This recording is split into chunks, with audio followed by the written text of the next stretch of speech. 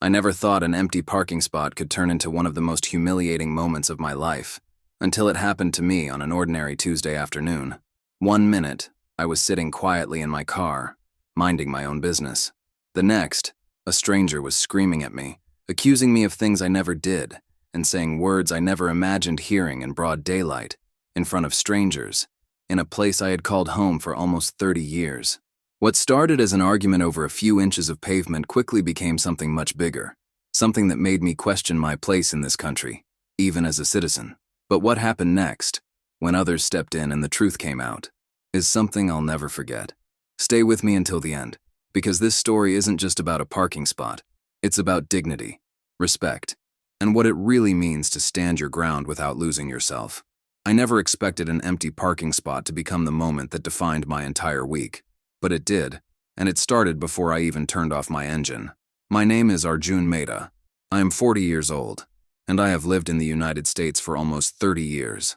I came here as a teenager, grew up in this country, built a career, paid taxes, and became a citizen. I always believed that if you worked hard and treated people with respect, you would be treated the same way in return.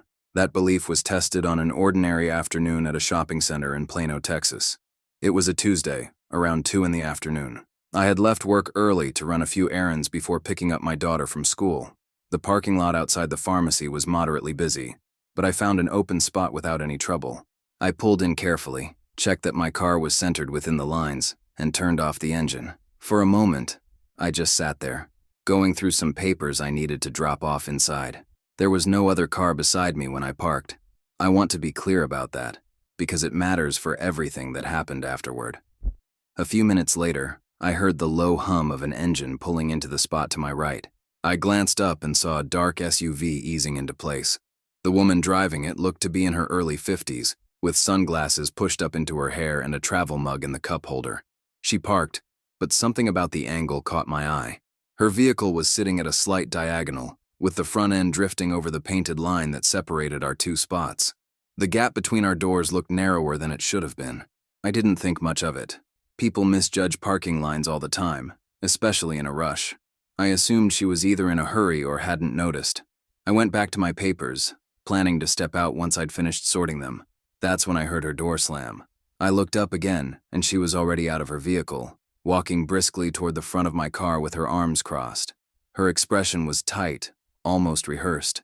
The kind of look that suggested she had decided something before she'd even gotten close enough to speak. I rolled down my window, thinking maybe she needed help, or maybe she'd dropped something near my car. "You need to move your car," she said. Not a greeting, not an explanation, just a command. I was caught off guard. "I'm sorry," I said. "Is there a problem? You parked way too close to me. Look at this." She gestured sharply at the gap between our vehicles. I can barely open my door. I looked at the space. It wasn't generous, but it was within the lines on my side. I glanced down at my own door, then at hers, then back at the painted markings on the pavement. My car was inside its spot. Hers was not. "I think my car is within the lines," I said, keeping my voice even. "It looks like your vehicle might be parked a little over the line on your side." I said this calmly, almost gently, because in my experience, most disagreements like this resolve quickly once people actually look at the situation. I expected her to glance down, maybe feel a flicker of embarrassment, and move on with her day. Instead, her face changed. The tightness in her expression sharpened into something colder. "Excuse me?" she said, her voice rising. "Are you telling me I don't know how to park my own car?" "No, I'm just saying, I've been parking in this lot for 15 years, she snapped, cutting me off. "I know exactly where my car is." I felt my stomach tighten slightly, but I kept my tone polite. "I understand. I'm just trying to explain that I parked first, and my car hasn't moved since. If there's an issue with the spacing, it might have happened when you pulled in." "That is not what happened," she said, her voice climbing another notch. "You pulled in too close on purpose." On purpose. I remember those words clearly, because they made absolutely no sense to me. Why would anyone intentionally park close enough to risk damaging their own vehicle? I hadn't even gotten out of my car yet. There had been no interaction between us until this very moment. I opened my door slowly, trying to demonstrate that there was, in fact, enough room to get out without any difficulty. I stepped onto the pavement and stood beside my car, keeping a respectful distance from her. "See?" I said gently. "There's enough space.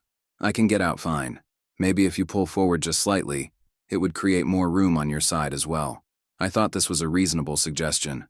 I was trying to de-escalate, trying to offer a simple solution that would let both of us go about our day. But something in her expression told me that this conversation had stopped being about the parking spot a while ago. "Don't tell me how to park," she said, her voice now loud enough that I noticed a man near the pharmacy entrance glance over in our direction. "You people always think you can just do whatever you want." I froze. "You people." The phrase hit me like a sudden change in air pressure.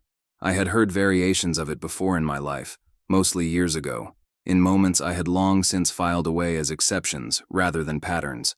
But hearing it now, in broad daylight, over something as small as a parking line, was disorienting in a way I struggled to process in the moment. I took a slow breath. "Ma'am, I think we should just—" "Don't ma'am me," she said, her voice cracking with frustration. "I know your kind. Always playing innocent." By now, 2 more people had paused near the entrance of the pharmacy, clearly listening. I felt my face grow warm, not from anger yet, but from the strange, exposed feeling of being watched during something I hadn't asked to be part of. I tried again, my voice steady but quieter. "I haven't done anything except park my car. I'd like to just go inside and finish my errand." "Oh, now you want to walk away?" she said, stepping slightly closer. Typical. I didn't move. I didn't raise my voice. I simply stood there trying to figure out how a normal Tuesday afternoon had turned into this. My mind raced through the last few minutes, searching for some misstep on my part, some moment where I might have caused offense without realizing it. I came up empty. What I didn't yet understand was that her anger wasn't really about the parking spot at all, and the moment I realized that, the moment everything shifted from confusing to something far more serious, was still a few minutes away. I had no idea that this ordinary afternoon was about to become something I would never forget. For a few seconds, neither of us said anything.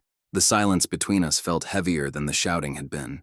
I stood near my car door, trying to decide what to do next, while she remained planted in front of me, arms crossed, breathing hard like she had just run somewhere instead of simply walking a few steps across the parking lot. I glanced toward the pharmacy entrance. The man who had paused there earlier was still watching, along with a woman holding a shopping bag who had stopped near the cart return. Neither of them said anything, but I could feel their attention, and it made the moment feel even more surreal. I decided the best thing to do was simply walk away. I had errands to run, and nothing productive was going to come from continuing this conversation. I turned slightly toward the pharmacy doors. "Where do you think you're going?" she said sharply, her voice slicing through the quiet. I turned back. "I'm going inside. I don't think there's anything else to discuss." "Oh, there's plenty to discuss," she said, stepping forward again. "You scratched my car." I blinked. "I'm sorry?" "My car. You scratched it when you parked. I heard it." I looked at her vehicle, then at mine. There was no contact between the 2 cars. The gap, while narrow, was still a gap. I hadn't even fully opened my door before she'd come storming over. "I didn't touch your car," I said, my voice calm but firm. "I parked carefully, and there's space between our vehicles. I haven't even closed my door yet." "I heard a sound," she insisted. "Right when you pulled in. A scraping sound." "That's not possible," I said. "I parked several minutes before you arrived. You pulled in after me." Her face flushed, and for a moment I thought she might back down, realizing the timeline didn't add up. Instead, she doubled down, her voice rising even louder. "Are you calling me a liar?" "No," I said carefully. "I'm just explaining what happened in order. I know what I heard," she snapped, "and I know what I'm looking at." She gestured toward the side of her SUV. "There's a mark right there. You did that." I walked closer, slowly, keeping my movements calm and visible so there could be no question about my intentions. I looked at the spot she was pointing to. There was a faint scuff mark on the lower panel of her door, the kind that could have come from a shopping cart, a curb, or simply months of normal wear. It was old. The edges were dull, not fresh. "That mark looks old," I said gently. "I don't think that happened just now. And again, my car hasn't moved since I parked." "You're saying I'm wrong about my own car?" Her voice cracked with indignation. "I'm saying I didn't do that," I said, my voice steady but firm now. "I understand you're upset, but I can't take responsibility for something I didn't do." She stared at me for a long moment, and something in her expression shifted. It wasn't embarrassment. It was something colder, more deliberate. You know what? She said, lowering her voice slightly, though it still carried across the lot. I bet you don't even have insurance. People like you never do. There it was again. That phrase. People like you. I felt something tighten in my chest. A mixture of disbelief and a strange, exhausted familiarity. I had lived in this country for almost 30 years. I had built a life here, raised a family here, paid into systems here, and yet, in this moment, none of that seemed to matter to her. To her, I was simply a category, not a person. I took a breath before responding. I have insurance. I have everything in order. But that's not the issue here, because there was no accident. We'll see about that, she said, pulling her phone from her pocket. I'm calling the police. Let them sort this out. Part of me felt a flicker of relief at this. If she wanted to involve the police, that was fine with me. I had nothing to hide, and I trusted that a clear-headed look at the situation, the parking lines, the lack of contact between our cars, the timeline of who arrived first, would settle this quickly. That's fine, I said. I'll wait. This seemed to surprise her. She paused, phone halfway to her ear, looking at me as if she had expected me to react differently, to get defensive, to leave, to do anything other than calmly agree. While she made the call, I stepped back slightly and decided to take out my own phone. Not to argue, not to record her in a confrontational way, but simply to document the scene, the position of both cars, the parking lines, the gap between us. I had learned over the years that in situations like this, having a clear record of facts could matter more than words. I started recording a slow video, capturing the angle of her vehicle relative to the white line, the empty space around my car, the overall layout of the parking lot. I narrated quietly and factually, stating the time and describing what I observed, without commentary about her behavior. She noticed what I was doing and lowered her phone from her ear. "What are you doing?" she demanded. "I'm documenting the parking situation," I said simply. "For my own records, in case there are any questions later." "You can't record me," she said, though her voice had a strange edge to it now, somewhere between anger and panic. "I'm not recording you specifically," I said. "I'm recording the cars and the parking lines. That's all." She stared at the phone in my hand, and for the first time since this had started, I saw something flicker across her face that looked almost like uncertainty. But it didn't last long. Within seconds, her expression hardened again, and she straightened her shoulders as if bracing for something. "Go ahead," she said, her voice suddenly louder, almost performative, as if she wanted to make sure everyone nearby could hear her. "Record all you want. Put it on YouTube. Put it on Facebook. Nobody is going to believe you anyway." I lowered the phone slightly, confused by the sudden shift in her tone. "Why would anyone need to believe me?" I asked quietly. "I'm just stating facts." She laughed, a short, humorless sound.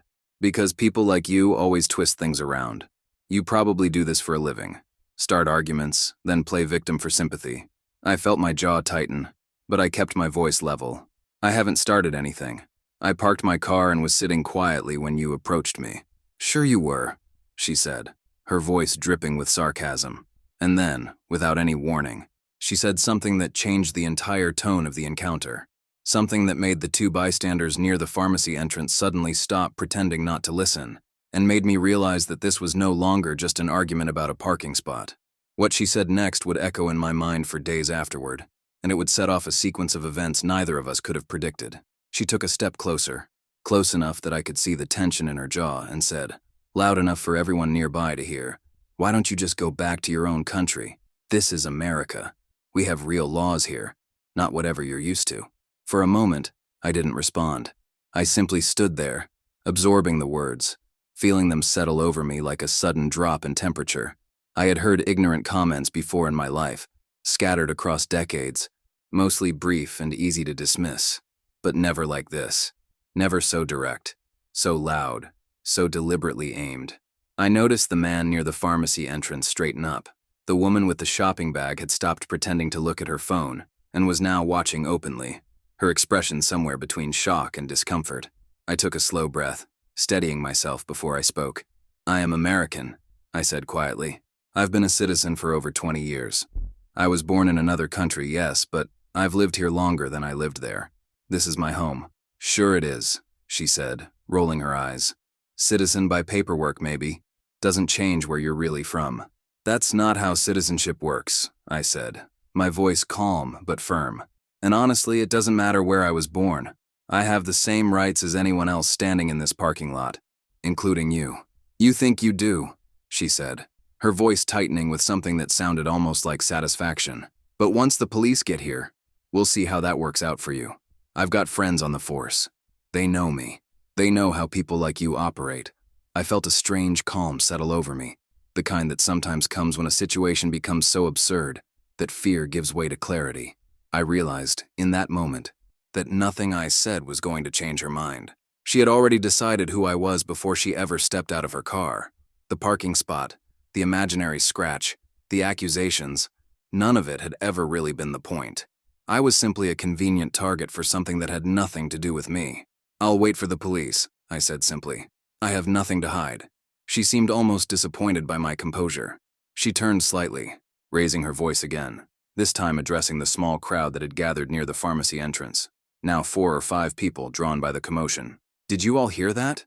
She said, gesturing toward me. He scratched my car, and now he's trying to act like the victim. This is exactly what's wrong with this country. People come here and think they can do whatever they want. I felt the weight of every eye on me. My hands were steady, but my heart was pounding. I thought about my daughter, waiting for me to pick her up from school. I thought about my wife, who would ask how my day went, expecting to hear something ordinary. Traffic, groceries, nothing more. I thought about how unfair it was that a stranger's anger could turn an ordinary errand into something that made me question my place in a country I had called home for almost 30 years. But I also thought about something else, something my father had told me when I was young, before I ever set foot in America. He said that dignity is not something other people give you or take away. It is something you carry yourself, regardless of how others behave. So I stood there, quiet and composed, and I did not respond to her accusations. I simply waited. A few minutes later, a police cruiser pulled into the lot, its lights flashing briefly before shutting off.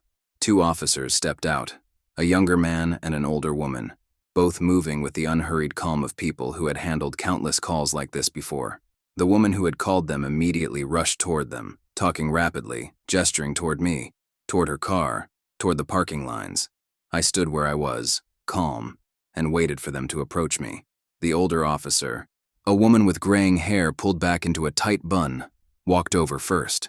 "Sir," she said politely, "can you tell me what happened here?" I explained calmly and clearly. I told her when I had arrived, how I had parked, and how the woman had pulled in afterward at an angle that crossed the line. I mentioned the alleged scratch, the accusation that I had caused it, and the comments she had made about my background. I kept my tone factual, without exaggeration, without anger. The officer listened carefully, occasionally glancing toward the other officer, who was speaking with the woman a few feet away. After I finished, she asked, "Do you have any video of this?"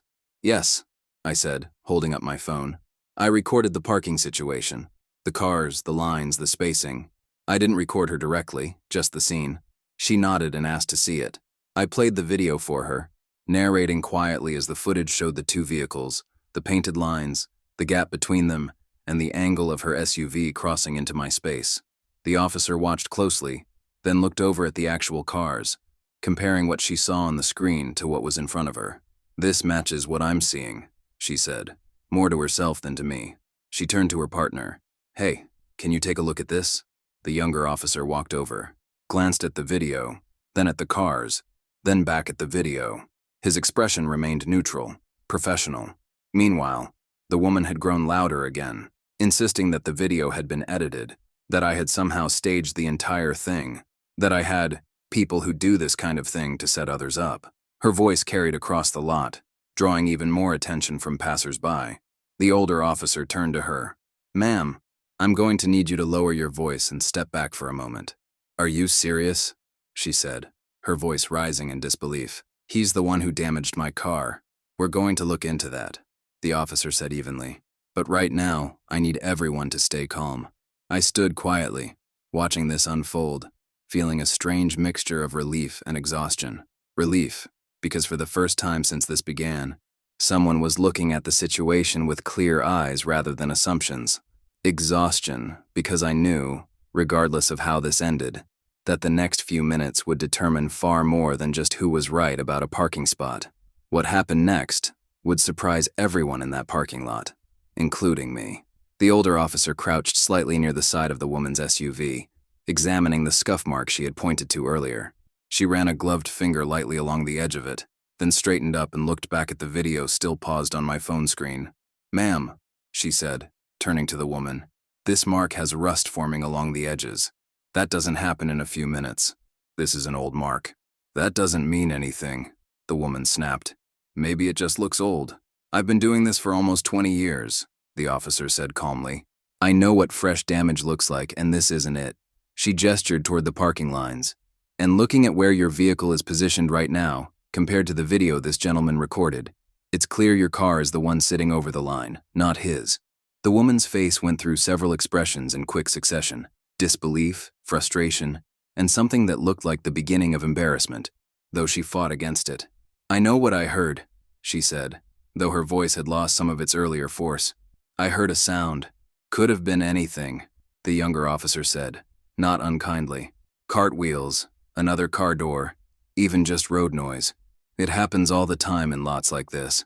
For a moment, nobody spoke. The small crowd that had gathered near the pharmacy entrance remained quiet, watching the scene shift in real time. I could see some of them exchanging glances, the kind that suggested they were beginning to understand what had actually happened here. The older officer turned back to me. "Sir, do you want to file any kind of report regarding the comments that were made to you?" I considered this for a moment. Part of me wanted to say yes, to have some kind of official record of what had been said, of the words that had been aimed at me simply because of how I looked, or where I was born. But another part of me, the part shaped by almost 30 years of choosing how I wanted to move through the world, felt that pursuing this further would only prolong something I wanted to leave behind. "No," I said quietly. "I just want to go inside, finish what I came here for, and go pick up my daughter from school." The officer nodded, her expression softening slightly. "That's understandable. For what it's worth, you handled this a lot better than most people would have." I gave a small, tired smile. "Thank you." She turned back to the woman, her tone becoming more formal again. "Ma'am, I'm going to ask you to move your vehicle so it's properly within the lines. And going forward, I'd encourage you to think carefully before making accusations, especially the kind you made here today. Comments like that can have real consequences." The woman's face flushed deeper, but she didn't argue further. She walked back to her SUV without another word, climbed in, and after a moment, repositioned it more carefully within the lines. She didn't look at me again before driving off, the SUV pulling out of the lot a little too quickly, tires briefly chirping against the pavement. The two officers spoke with me for another minute or two, mostly small talk, asking if I was okay, telling me to have a good rest of my day. The older officer shook my hand before they walked back to their cruiser. As they drove off, the small crowd near the pharmacy entrance began to disperse as well. A few people glanced my way, some with sympathetic expressions, others simply moving on with their day, the moment already fading into the background noise of an ordinary afternoon. I stood there for a moment longer, alone now, taking a slow breath. My hands, I realized, were trembling slightly, not from fear, but from the after effects of holding myself together for so long. I looked down at my phone, still showing the paused video, the quiet, steady footage of two cars and a painted line. I walked into the pharmacy, picked up what I needed, and walked back out a few minutes later. The parking lot looked completely normal again, as if nothing had happened. The space beside me, where the SUV had been, was empty now, the angry words and accusations gone with it, leaving behind nothing but a slightly crooked memory. On the drive to pick up my daughter, I thought about the entire encounter. I thought about how quickly a normal day could shift, how a stranger's anger could momentarily make me question things I had never questioned before. My place, my belonging, my right to simply exist in a space without explanation. But I also thought about the officer's words, about the quiet support of facts and patience over anger and assumption. I thought about how, in the end, calm observation and a simple video had spoken louder than any accusation. When I picked up my daughter, she climbed into the car, chattering about her day, completely unaware of what had happened just an hour earlier. I listened to her, nodding, smiling, letting her stories fill the space inside the car. That evening, I told my wife what had happened, calmly and without exaggeration. She listened quietly, then reached over and took my hand. "You did the right thing," she said, staying calm, recording. letting the facts speak. I nodded, though part of me still felt the weight of the encounter settling somewhere deep inside, a reminder that even after almost 30 years, even as a citizen, even as someone who had built an entire life here, there were still moments when a stranger could try to make me feel like I didn't belong. But I also knew something else, something that mattered more in the long run. I knew that dignity, the kind my father had spoken about so long ago, wasn't something that could be taken from me by a stranger's anger, no matter how loud or hurtful the words were. I had stayed calm. I had stayed honest. And in the end, the truth had been enough. That evening, as I sat with my family, I found myself grateful, not for the encounter itself, but for the reminder it gave me. A reminder of who I was, of what I had built, and of the quiet strength that had carried me through almost 3 decades in a country I was proud to call home.